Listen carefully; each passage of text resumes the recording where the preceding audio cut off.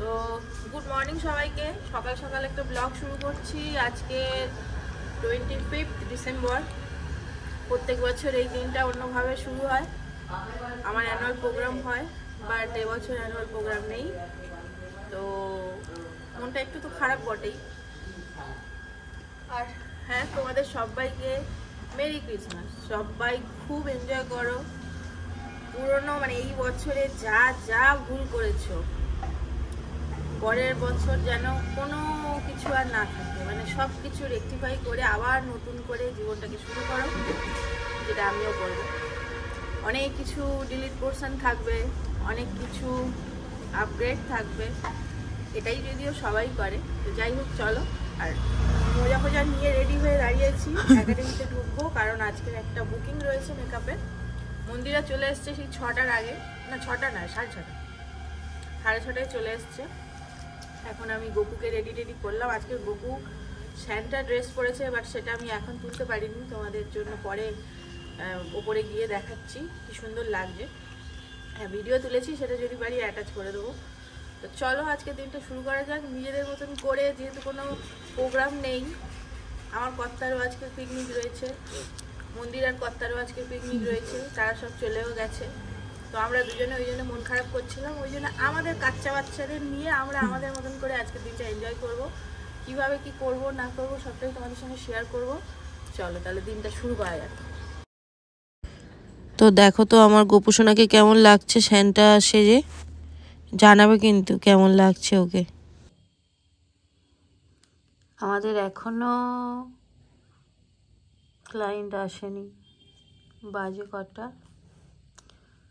বাজে হচ্ছে 9:10। আমাদের মন্দিরা ঘুমিয়ে পড়েছে।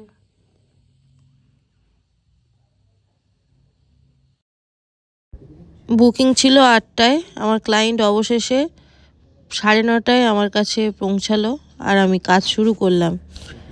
আজ ওনার ছেলের জন্মদিন ছিল, তো সেই পারপাসে উনি সাজতে এসেছিলো। আর উনি থাকে পাঞ্জাবে, এখানে থাকে না, হঠাৎ করেই বুকিং করেছিল।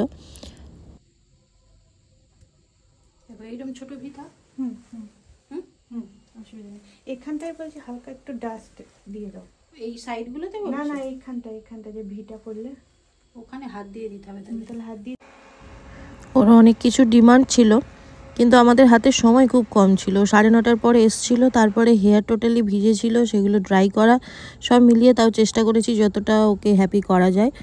ওর কেমন লাগলো সেটা ওর মুখ থেকেই শুনে নাও তোমরা। ভীষণ ভীষণ ভালো, খুব সুন্দর সাজিয়েছে। আমি পাঞ্জাব থেকে এসেছি, আমি এখানে থাকি না, কিন্তু কেমন লেগেছে?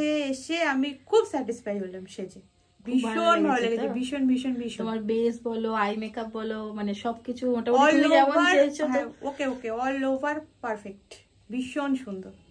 Thank you, most welcome. ওপরে চলে এসেছি, আর এখানে এটার মধ্যে চিকেন ফুটছে, দিদি বসিয়েছে, আর এটার মধ্যে মাটন আমি করব। তেলের মধ্যে চিনি দিয়ে দিয়েছি, সেটা ফুটছে।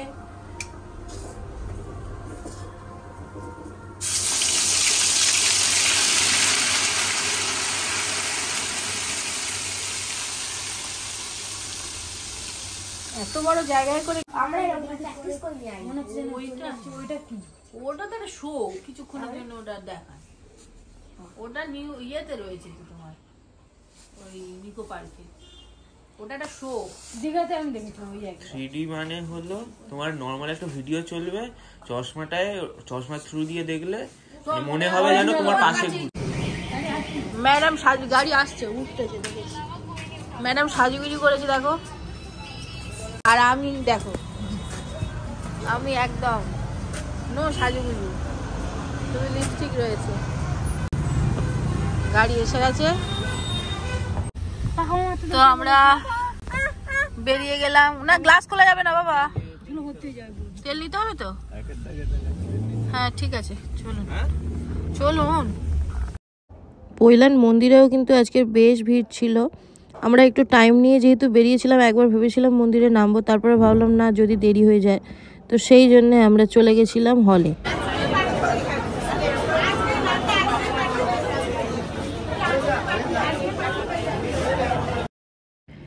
শুধু ভিড়টা দেখতে পাচ্ছ, খাদানের ক্রেজ কিন্তু বেশ ভালো মতন আছে।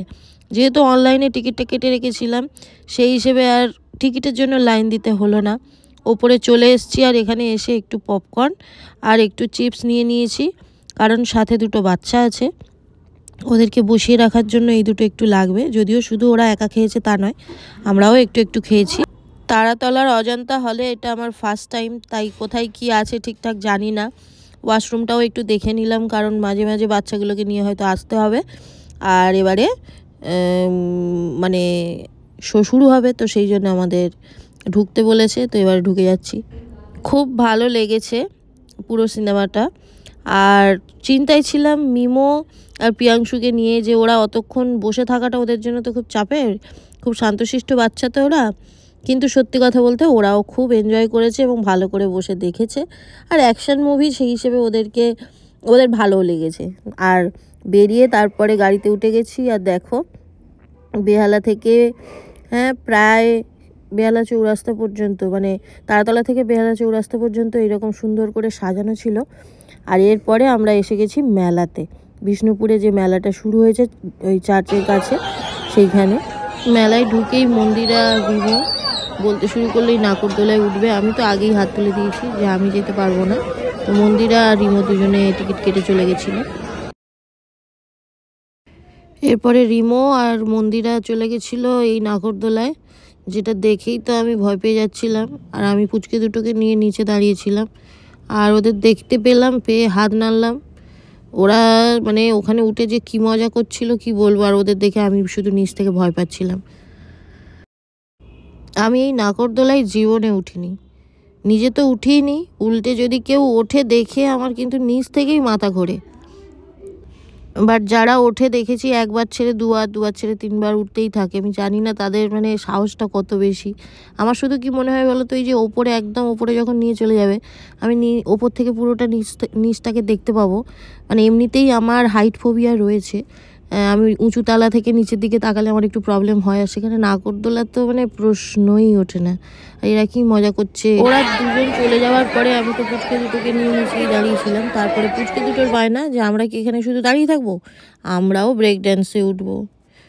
এটাও এক জ্বালার জিনিস, মানে এটাও দেখে আমার খুব মাথা ঘোরে। কিন্তু ওই যে ওরাও বায়না করছে, তাই ওদের দুজনকে তুলে দিলাম, প্রিয়াংশু আর মিমোকে।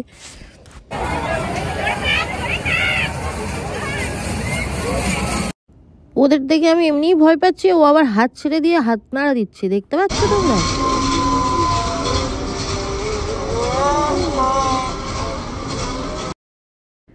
এটা দেখতে দেখতে আমি শুধু একটাই জিনিস ভাবছিলাম, কখন শেষ হবে আর ওরা আমার কাছে চলে আসবে।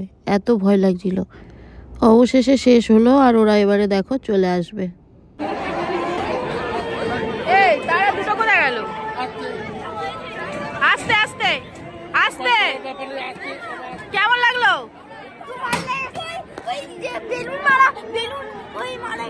আগে বেরো, তাও দেখছি।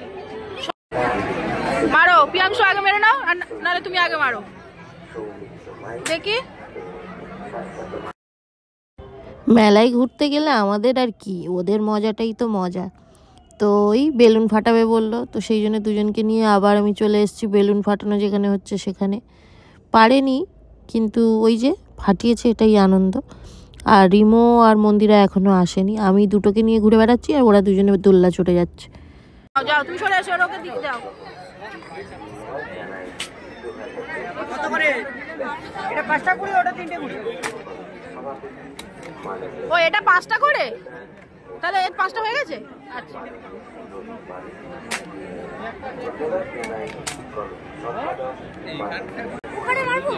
আর করা যাবে।